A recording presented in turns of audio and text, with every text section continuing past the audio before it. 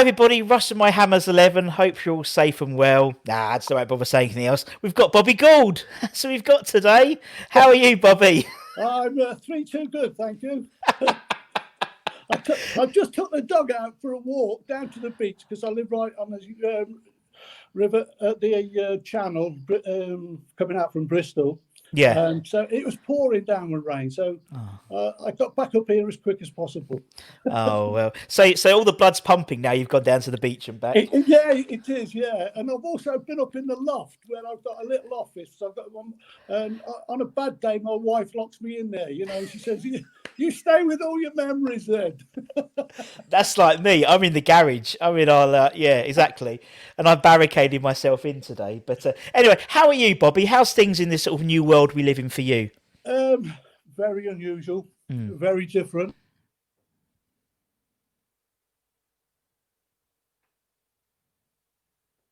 Who played for Coventry City and Celtic and Scotland, and it doesn't look as though we're going to go this year. My wife has been going since 2006, and she's never had a winter in Great Britain during that time. Oh, brilliant! But you're all safe and well. You're healthy. Touch wood at the moment, and a lot of people think that is wood there. That's good. And have you been watching the football? You've been keeping up to date with all the football and behind closed doors stuff? I have followed it very closely. It's a love, it's a passion, it's something that never leaves you, Russ. You know. And watching England playing Wales last night, and youngsters coming through. I just feel though, if I was playing and if I was managing and coaching, I couldn't play the way that they're playing at the moment, these clubs. Really? It's too much for me. Bringing a goalkeeper in to pass the ball across the box and everything. The duty of our goalkeepers used to be, and like Mervyn Day and my mate Bobby Ferguson, they were shot stoppers. They made great saves, and they could kick the ball the length of the pitch. And when going into management, I went to Wimbledon and we had Dave Besant, and somebody said, "What does he do?" I said, "He can kick the ball from our half into their half." That's all we need. That is weird. I always get nervous when goalkeepers do the whole crossing, and everyone crosses across the box, and it gets me nervous, Bobby. I've got my grandson, Jonathan's son, Matthew. He plays for Altrincham at the moment. He was at Spennymoor. And I just find, Russ, that some of the younger element like myself and Trevor Brooking and Billy Bonds, the way we came through our own careers, we were playing. Billy was at Charlton, Trevor was at West Ham, I was at Coventry. We played in the A team or the B team, and then we played in the reserves, and that's how we built our knowledge, our understanding of wanting to be a professional footballer. But I just feel that sometimes now that the youngsters are not going to break into the top bracket of being a professional footballer. It's sad. It's very sad when you see somebody coming over for 28 million and 52 million. Where does the money come from? Yeah. No, it doesn't seem to come from anyone. Everyone seems to owe everyone millions nowadays, isn't it? So yeah, it is ridiculous. It is ridiculous. But yeah, I mean, and obviously, with obviously the football, obviously they've got the moment there's no fans, and so you've got like artificial crowd noise or just silence. What tend do you tend to sort of switch it off and just listen to just without the crowd noise, or? No, I turn it down. Yeah. And even the wife talks to me then. Turn it back up. Full blast. No. Back up into the loft. Oh, brilliant! No, that's the thing. I mean, it's but it's good that there's. I know it's not the same, the football for the fans. Obviously, they can't watch it, the ground and stuff. But it's important that there's something going like that because it just makes everyone, when it's a bit of normality, isn't it? Football. It is. We don't know where it's all going to come to an end, though, Russ. That's the unfortunate thing. A lot of people are doing a lot of great work out there, and a lot of people are being attacked. And I say to people, having been in a management position, you go and sit in the hot chair. You go and see what it's like to manage a football club. You go and manage the country and see what it's like. All the decisions that you've got to make. You're not just making one decision. They're coming in 10 to the dozen, and just at the right time. You've got to be in a position of saying the right thing and doing the right thing. But that doesn't come very often. No, it doesn't. Hindsight's always a great thing, isn't it? Oh, it is, yeah. But I tell you what, I mean, and obviously, for the viewers that are watching, Bobby literally didn't. There was no fuss when it came to this video conferencing stuff. Just straight on first time, Bob. I was so surprised. It's pal, so am I. You're going to be IT support for the Gould residents now. They'll be like, oh yeah, Bobby can do it all now. I know. It's yeah. But I've got my grandson. I've got the 3 granddaughters. One's living in New Zealand. She's a sports reporter now in Hawke's Bay. I've got two grandchildren, Jessica and Libby. They're at Bristol, which is about 12 miles away from where I'm living and everything. So we've been blessed, Marjorie and I. We've been married for 53 years. God bless. I don't know how. You've been in the loft for 52 of them. You've only just come down after lockdown. I hadn't thought of that, Russ. Oh, bless you. But no, yeah, it's good, man. And as I said, it's fortunate we have technology to do, like as you said, because you're in New Zealand and all that type of stuff. It's easy nowadays, isn't it, to communicate with people now? It's phenomenal. I can take this phone, put it in my pocket, travel 12,000 miles.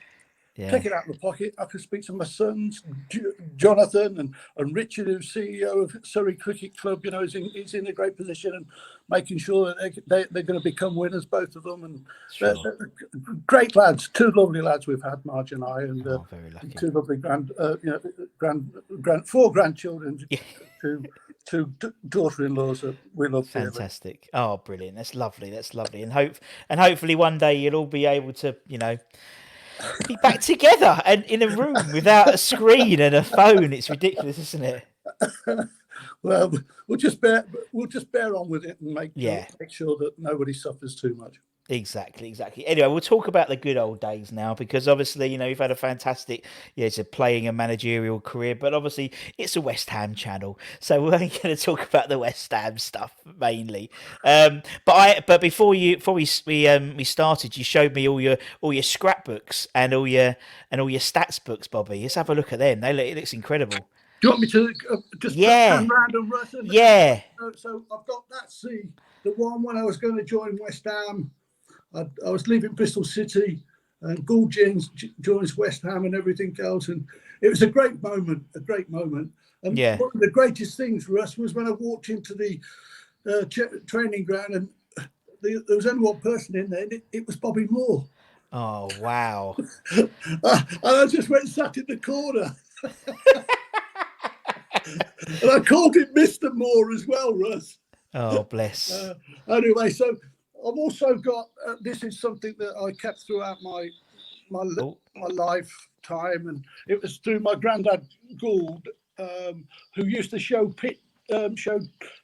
chickens in the Warwickshire area, and he taught me how to keep this diary going. And Bob, your video's gone. Your video's gone on your camera. Oh, is it? Oh, hold on. Yeah. Have you paid? Yeah, I've paid. Let me hold on. Where am I? Put the meter back in. 50p. I've gone back to the. I've gone back to the email. So what have I got to do now? Just click on that button again, and it should take you straight back in, Bob. Okay. StreamYard. Yeah. Press it. Bob's going to come back. I'm just going to text him and tell him to press that StreamYard link again. Bless him. Oh, bless. This is the wonders, and we're keeping it live, as you said. Let me just text him. Just click on that link again, Bobby, and it'll take you in, and it'll take you back in. There we go. Anyway, Bob's going to be back in a minute. Hope everyone is safe and well. Obviously, we're rapidly, here he is. He's back. He's back. I love it. I love that index finger. Don't ever take that away from me. And it's not from picking my nose either. So. Yeah, exactly. So Bobby's got his fantastic journal, and it's like he was going to show us, and it's absolutely phenomenal because it just has all these games and all these goals. Yeah, and it started in 1962. So we went Phenomenal. all the way 1962. There were telegrams. I was sent by my parents and my grandparents as well when I made my debut at Shrewsbury. Fantastic. That's incredible. And then it goes all the way through. And then that's when I left West Ham and I went to Wolverhampton Wanderers. So Wow. I actually played in Europe. I played in Russia. Ararat. Fantastic. Ararat. Wow. Yeah. I've got a lovely story. Have you got one? Have you got a minute? Bob, I've got as many minutes as you want for your stories. Okay, so we all travel over to Russia. We get off the plane, the West Ham lads, and all of a sudden these people, we're trying to take pictures, and these people are rapping us on the wrist. You know, we're not allowed to take pictures. Anyway, my roommate was Trevor Brooking. And we went up into the hotel, and this lady who sits at the end of the corridor, she was there, and we walked past her, and she directed us to our room. And I said, "What bed do you want, Trev?" He says, "I'll have that one." And I said, "I'll have that one." He pulled his back. There was a bed of cockroaches. Too late, Trev. Too late. So the people used to say to us, "Oh, I bet you love playing in Europe, don't you?" But there we are. These are the experiences of people, you know, only in the latter stages of your career and your life that you see the funny side of it. But I mean, you think it's changed. But I was interviewing Razor the other day, and they were in Croatia, and it was just as bad then. That was sort of the early 2000s, late 1990s. So nothing changes with all these sort of Eastern Bloc and and foreign places. Oh, it's brilliant, man. That's brilliant. So as we said, obviously, as you said, you joined from Bristol City, and you said it was a great time. And obviously, as you said, you walked into the change room, and Bobby Moore was there. It's like, what? Phenomenal! It really was, and he was actually put in a plastic bag all over him. I said, "What are you doing that for, Mr. Moore?" He says, "I had a couple of lagers last night," and he said, "I'm going to sweat it out." So that was something I learned on my first day at the training ground. Yeah, I mean, how did the transfer happen from Bristol City? What was like the story behind it? Oh, how long we got? As long as you want, Bobby. Well, I wasn't getting on very well with Alan Dix at Bristol City.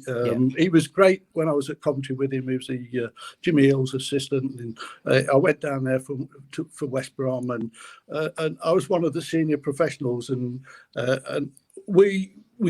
our lives crossed, but we didn't have that that we had at Coventry. And I said after a while, I said, "Alan, I'd like to leave if possible." And he says, "Well, I'll accept that." And I explained my reasons. And anyway, so I was in the dressing room, and the secretary came down, and she said, "Oh, Mr. Dix wants you." He says, I said, "What for?" He says, "Well, he's got something to tell you." And I went up. He says, "Oh, you're going to Norwich?" I said, "What?" He says, "You're going to Norwich." I said, "Well, who decided that, you or me?" He says, "Well, I did." I said, "Well, I'm not going. I don't want to go to Norwich. It's too far." He says, well, think about it." So I went home, and I said to the wife, we lived about 12 miles outside here in Portishead, which is beautiful. And I said, "Look," I said, I don't want to go to Norwich. It's too far across on the east side." Anyway, so I went in the next morning. I said, "No, I'm not going." He says, "Okay, then." So I went down, and I started training. Within a couple of minutes, somebody else, his secretary, came back down. She looked at me, and I looked at her. Said, he wants you again. So I walked in, and he said, "What have you done overnight?" I said, "Well, I just told the chairman of Norwich that I don't want to go there." He says, "Oh." He says, "What?" I said, "Why?" He said, "Well, West Ham have bid 80 grand for you." I said, "I'm going there."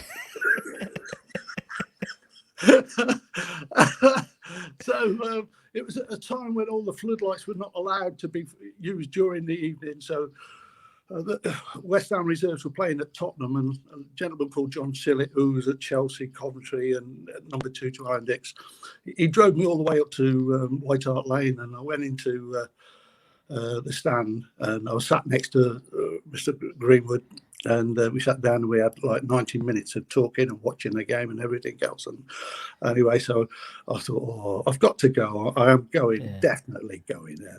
There's no problem about that. So I went down and I said to the secretary at Tottenham, I said, could I use the phone to phone my wife up? Because we didn't have mobiles then, pal. No, of course. But 1973 we're talking about now. So I phoned up my wife, and I said, look, Marge, we're going to West Ham. It's it. Don't say a word. I said, that's the club that I'm going to. And she said, what about wages? I said, what about wages? She said, well, how much are you going to get? I said, I don't know. Mr. Greenwood and I never talked about money. So I went home on a Thursday, travelled back up on the Friday. I went up into Mr. Greenwood's office. I said, Ron, I said, we didn't talk money. He says, what you want? I said, well, that's a private thing. He said, well, the lads are on £150 a week. I said, I'll have a piece of that. I went back down, got hold of the phone in the secretary. I said, I phoned my wife. I said, you're never going to double this. I said, I was on £80 a week at Bristol City. I said, we've got up to 150. It's the first thing she's praised me over with my wages and my contract. Anyway, so, amazing.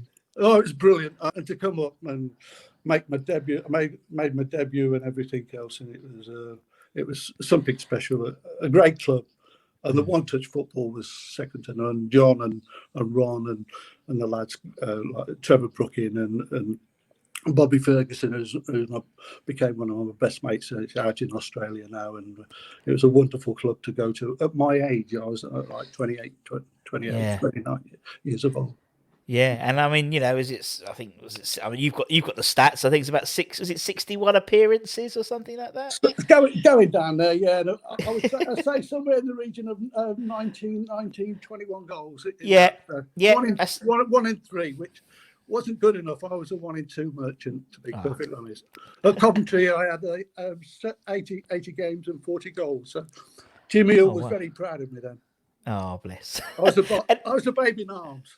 Yeah. And obviously, as you said, like that sort of period in your career to play for West, obviously play with some, as Bobby Moore and, as you said, Brookins and things like that. It must have been like an incredible experience because it's just, it is West Ham. As you said, it was the players and the football. It just sort of suited you really in terms of your playing style. Yeah, but everybody looked at Ron and said, what have you taken him for? But I had a passion. I loved being in the dressing room, and wherever I went, the people, managers. And I was reading one of the articles this morning that Bill McGarry says, "Goldie in the dressing room is something special," and for people to say that, like it was great, and I loved being in that dressing room, and it was something, all the different lads in there, different ways and different mannerisms and everything else. And we all wanted to win wherever we went. Yeah, exactly. And I mean, he was part of the 75, FA Cup winning squad. Obviously, he's using the squad for that game. What's it like being at Wembley? Being a player at an FA Cup final. I know you obviously didn't come on, but in terms of being part of the squad and stuff, horrible. Was it? They gave me the number 12 shirt, pal. I know. Patsy Holland, I'm still trying to get the number 11 shirt off him after all these years. I'm talking to him Monday. I'll have a word. You tell him, Goldie wants that number 11 shirt ASAP. All right? He stole it off me. We played at Aston Villa. Aston Villa, and I was useless. I came off the pitch and my wife said, "What were you doing today?" She said, "It wasn't the Bobby Gould I know." And I says, "I know that." Anyway, I got lucky. I stayed in the team when we played Chelsea in the replay separate against Ipswich, and we played well that night. And Sparrow, do you know who Sparrow is? No. Oh, Sparrow is is the goal scorer of all these goals, Alan Taylor. Oh, okay. Because that's the thing. Do you know what? It's like so funny because I interviewed Martin Allen. No, it was Tony Gale. I was interviewing Tony Gale, and Tony Gale went through his 11, but he did it as the nicknames, and I didn't have a clue who these people are. It's like, oh yeah, I got to put him in goal, Stretch, and a Reg, and I was like, what? Anyway, yes, Sparrow. Okay. Sparrow, do you know why it's Sparrow? No. If you ever get a chance, tell him to pull his trousers up because his legs are like sparrows, birds. Not the two-legged ladies, but birds. They were so thin, it was unbelievable. Anyway, Sparrow got 2 goals that day, and we were all in the bath and we were all singing and everything else. And you just started to think about Wembley then, and my dreams were fading quite quickly because John, and Patsy Holland, it was right that he'd be selected, but it did hurt. Yeah. We're winning 2-0. Sparrow's got those 2 goals. And about 10 minutes, 12 minutes, 15 minutes from the end, I had a badge of coffee. I was coughing. Like the old dugouts at Wembley. You used to have the managers on the front row and the players on the back row and the physios and all that. Well, I was coughing like there was no tomorrow. And do you think Ron and John had turned around? Not one bleep did I have from them. They never looked around and said, and if they had it, and I said, well, can I go on for 10 minutes? Because I have now got history. I've won the FA Cup as a manager. Indeed. I've won it as a player, but I've never been on the field of play. Yeah, it's a good point. Yeah, absolutely. Okay. I've never been. The only time I was on the field of play was when we played Derby County at Wembley again, when we went back to play in the pre-season game. And it's Charity Shield, yeah. Yeah, Alan Taylor, not Alan Taylor. Who was it again? Billy Jennings and I. We got subbed about 72 minutes. So we started to walk off it and we got to the tunnel, and we'd walk behind the tunnel, and we, a bit disappointed and everything. I says, Jilly, and he had another name as well, Jilly, because he was always in front of a mirror combing his hair. We thought he was like a lady. Anyway, I said, do you know what, Jilly? I says, we're not going to get our medals or plaques or what. And he says, why? I says, because we'll be in the bath. So Wembley wasn't a good place for me in that region of taking medals and everything else. But 1988 was something special as well. Exactly. Yeah. I mean, that's the thing. You had that sort of accolade, and that was amazing. Obviously, we're not going to talk about that. No. But it's something that I mean, I have a lot of friends still connect. Actually, we probably have the same people we know because of Wimbledon. I know a few people in the Wimbledon sort of setup now. So, but yeah, no, it's an incredible achievement, and it's it's weird to think, for a club like the size of West Ham, for example, obviously after 75, obviously we won it in 1980, and we've done bugger all since, you know what I mean? You swore then. That's I know. Fine. That's I know. Fine. How much would you have fined getting sworn at if you was at West Ham in the what was the fines? Was there any fine system for swearing or anything like that? No, not really. They were all too nice. I had one experience. Okay, so I had one experience. I was travelling. I used to commute because the house property fell out in London and in Bristol, and I couldn't sell my lovely house down here. So I was travelling up. I'd get up at 4 or 5 o'clock in the morning, drive all the way up and everything else, or get on the train and go to Paddington. And then, after about a couple of months, Trevor Brooking come up. He says, Gould, he says, would you like to come and stay with me and Helco? I said, oh, that would be very kind. He said, yeah. He said, next week, he says, when you come up, he says, bring overnight clothes and, you come back home with us. So I did. We trained, got in the car, went home, and it was lovely. Like, way we looked after us. Because Boogaloo's like a teetotal, So he said, I'll get us a Coke, because I don't drink neither. So we both had a drink, Coke. He says, I better go to bed. You're feeling a little bit uncomfortable. So I walk upstairs, go into the bedroom, draw the curtains, and the curtains fall down on top of me. And I'm going, oh my giddy, what have I let myself in for? And so I go downstairs. Very quietly. I said, Trevor and Gil were talking. I said, I'm ever so sorry, Trevor. I said, but the curtains had just fell down. He said, I said, can we have a screwdriver? No. Helga, go and get the utensils and the hammers and the screwdrivers and all that. So she did. And Boogaloo said, he said, sit down, Goldie. We'll have another coat. I said, well, what about who's going to? He says, oh, Helga does all the DIY. And I sat there. We sat there having a drink, and she came down. It's all fixed, Bobby. So Boogaloo and the curtains falling down. Oh, amazing! It's almost like one of those episodes from Only Fools and Horses. You know what I mean? It's like you can imagine Del Boy doing that and just everything. Yeah, it's coming down all on top of you. No, thank you. Brilliant. Right, anyway, let's go and talk about your 11, Bobby. So obviously, everyone we have on the channel, whether it's an ex-player or a fan, they give their Hammers 11. And for the players, it's based on the players they played with during their time at West Ham. And you obviously played with some incredible people. So I'll be really interested. And I imagine there's some tough decisions as well. But as a manager, you've been used to making those tough decisions with selections. So I'll be interested. So we'll start off in goal. Who will be in goal for the Gould Hammers 11? Out of two, Fergie used to be a roommate. Yeah. And wherever we travel, Scandinavia and all that, we shared a room together and everything. But I've got to say, I love you, Fergie, but Mervyn gets a nod. Mervyn was brilliant. As a young lad as well, going into the sticks, as we call it, he was sensible. He was very, very calm and very collected, and I respected him. And he made great saves at great times, and that is a sign of a good goalkeeper.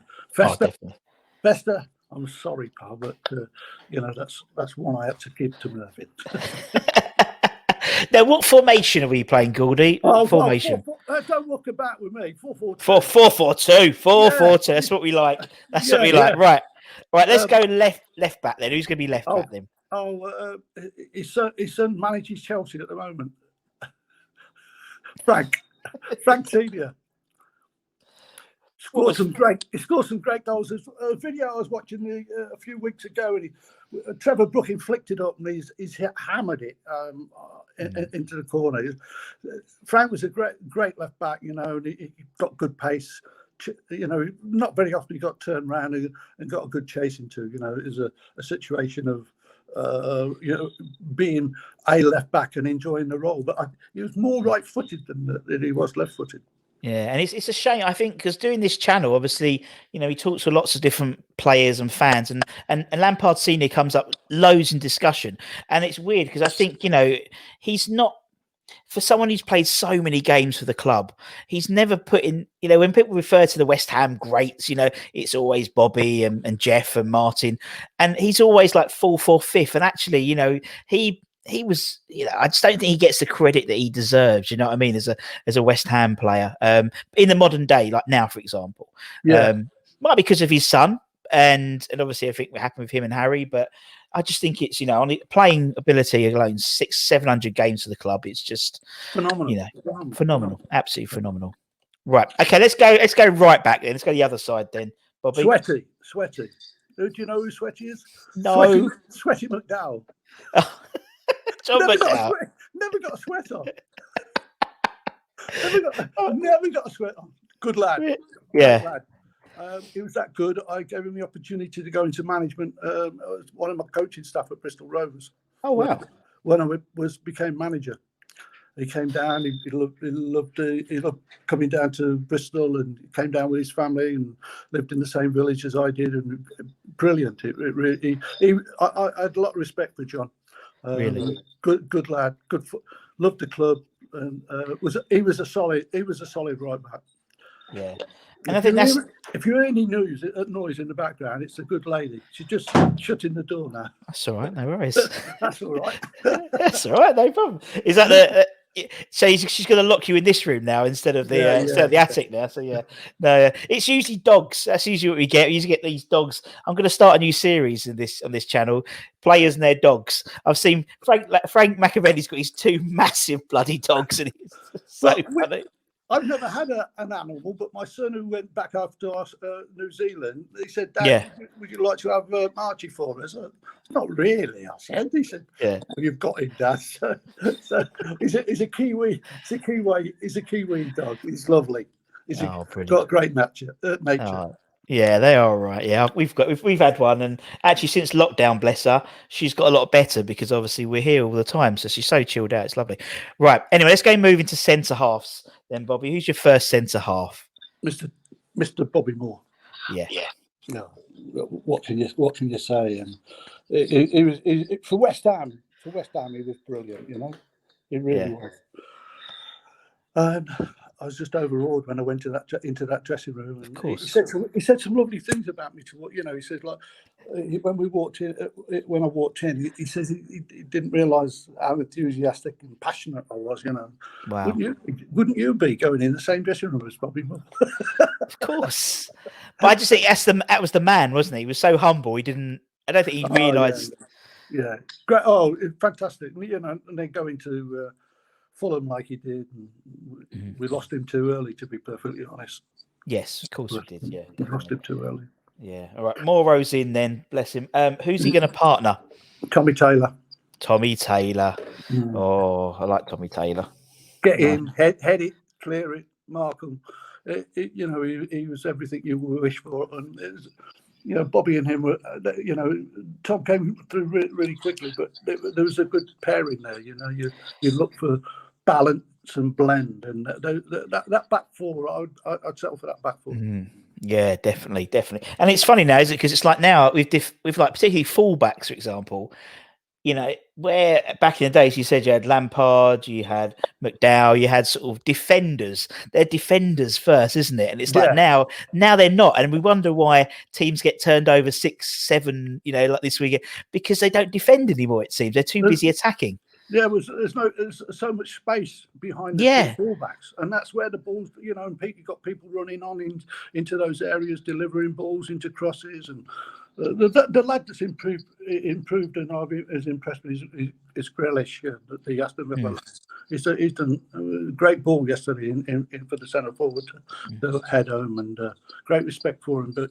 But there's so many of them stepping out of line at the moment, and a few fines would have been around if I'd have been there. Yeah. Well, I think what's a detriment to the game is because it's become this sort of it's almost super professional now. Do you know what I mean? It's like there's no personalities in the game now. Do you know what I mean? It just seems. I mean, you like, for example, you guys are the crazy gangs, and I've interviewed Razor and John Kerr and all these sort of personalities. You don't get that in the modern day now.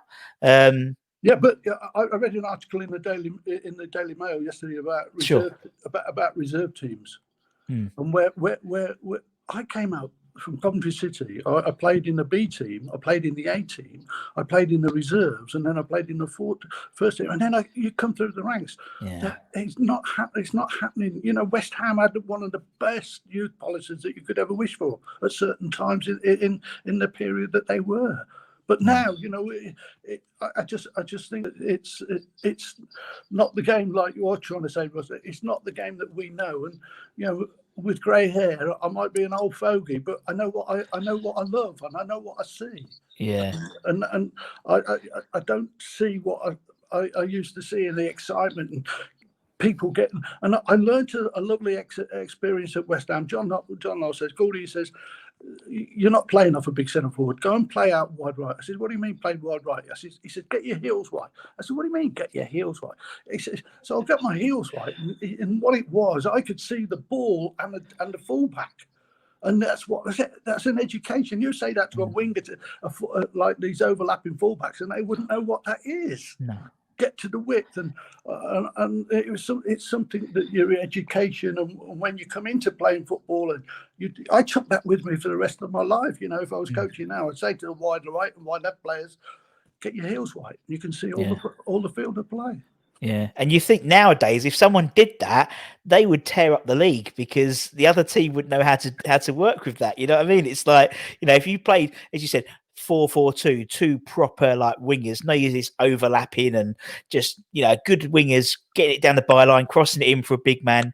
I don't think the modern day player would know how to cope with that, because No, it's like, and it's something that you got from West Ham, and what I got from West Ham was one-touch football below head high, and then you got Harry Redknapp and John Sissons. They used to play wide left and wide right.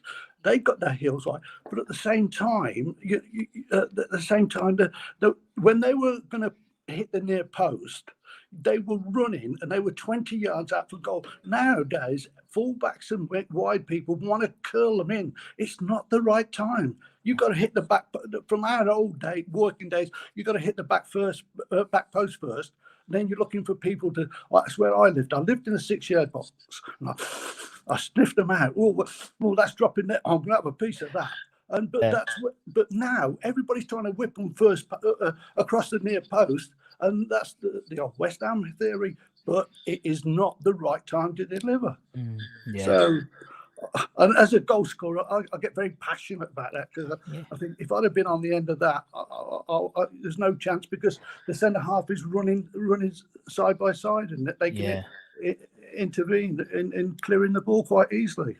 Yeah, definitely. Right. Anyway, let's move on to the wingers. Let's go to the left midfield, left wing. Who are we going to have for the Gould Hammers 11? Keith Robson. I loved him. Yeah. As a young man, great. He was overawed when he came down, and we got on well together. And his education of coming to West Ham was fantastic, and he had a great career going on to Norwich as well. And I just, there was something me and Robbo had. It's a personal thing, as a friend.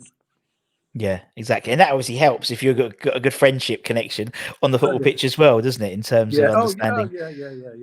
He looked at me as a senior partner, rightly so.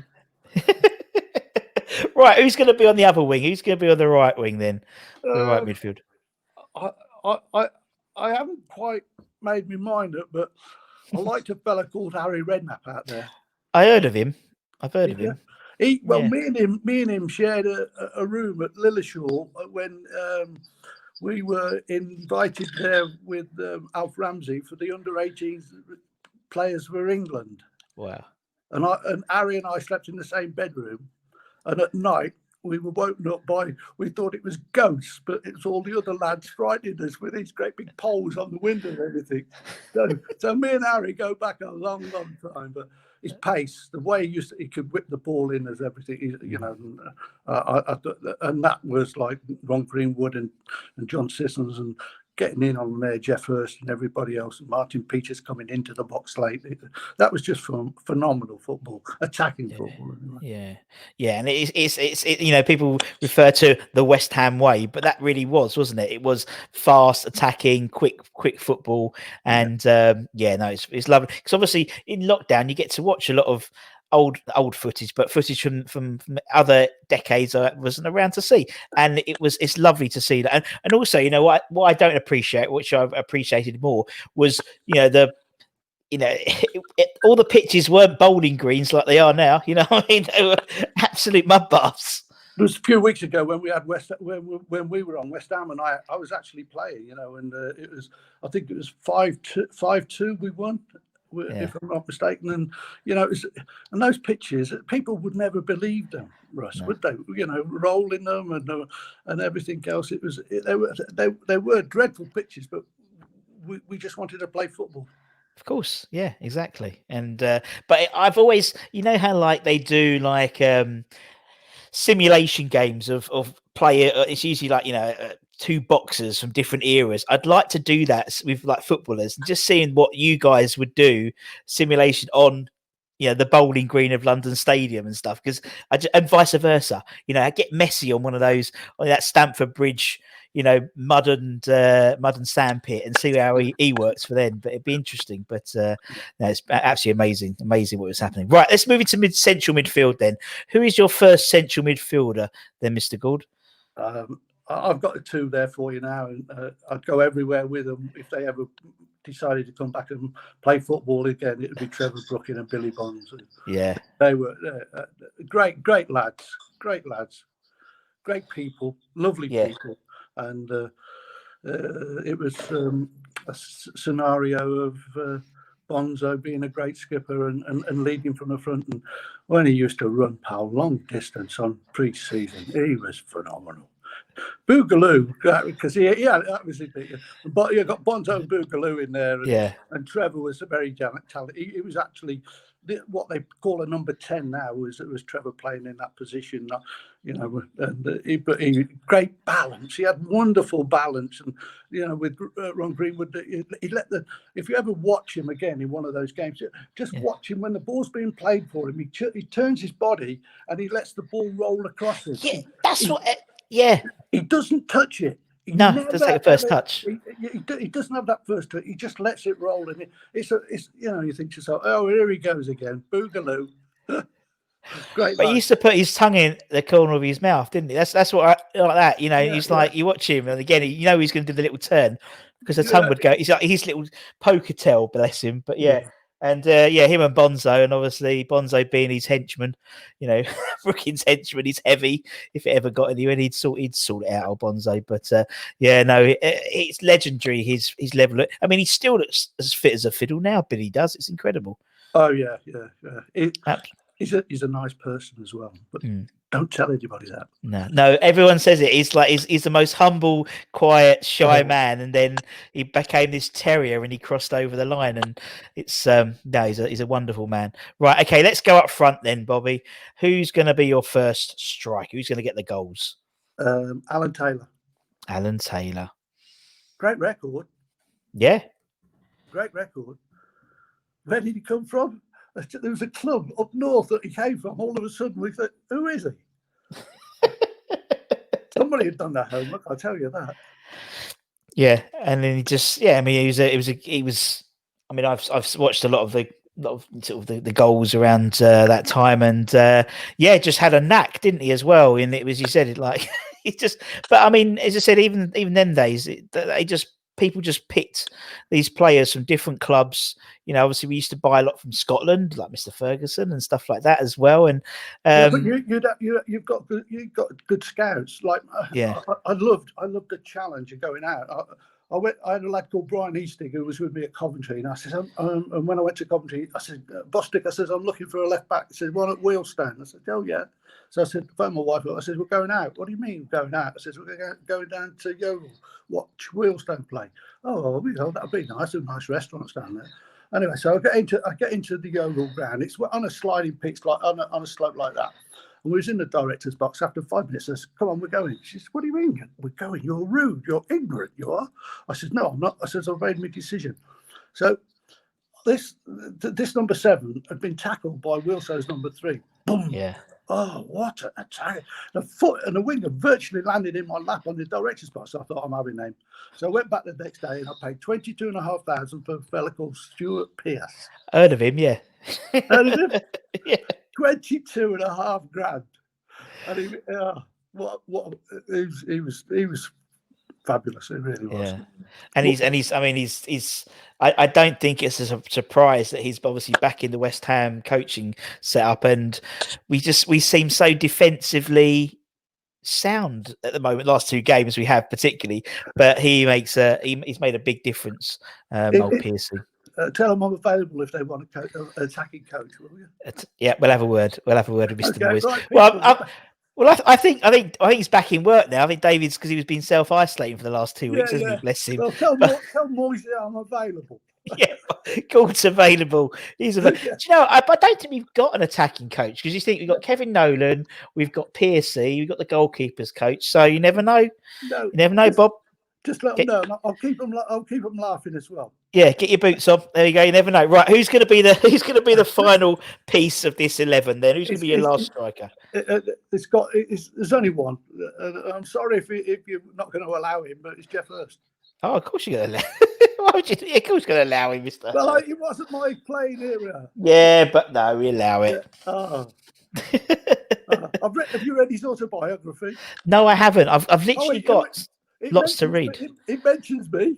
When we got the sack at Chelsea. Do you read an autobiography, or do you just go to the back and look for your name and read those bits, or do you read the whole thing? No, I'll send you a copy of mine if you want.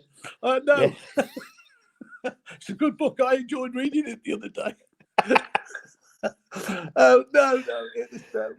I just like Jeff. I've got Jeff sorted the biography. I've got Bob Wilson's, and we're big mates and everything. And again, Yeah. I just love being involved and then seeing how they resolved their lives after coming out. And the greatest thing for Jeff, where he came from, what he did, what he achieved, and it was fantastic. And as a goal scorer, it's a phenomenal record that he's at international level and club level. And but he's a great lad as well. Great lad. Yeah. Bob, man, it's been lovely chatting to you. It's been lovely. I said 45 minutes. What? We're 44 minutes and 54 seconds, and that's the first half. Yeah, it's got right. Where's the oranges? Get the wife back in. There, go to the door with the oranges. But I said 45 minutes, and I promised you 45 minutes, and that's what we did. Yeah. So we're quite good, Bobby, man. It's been lovely talking to you. I've really, really enjoyed it. Thank you so much for your time, Russ. It's nice to see your face. Yeah, that's not your wife's. What? The door's shut, so we can say it. The door. Anyway, thank you so much, and obviously, thank you to everyone who's watching it, whether on YouTube or on podcast, wherever it is. Give it a share, give it a like. From me and Bobby, take care, everyone. Stay safe. Come on, your irons, and we'll see you again very, very soon. Take care, everyone. See ya. Bye, everyone. Bye, bye.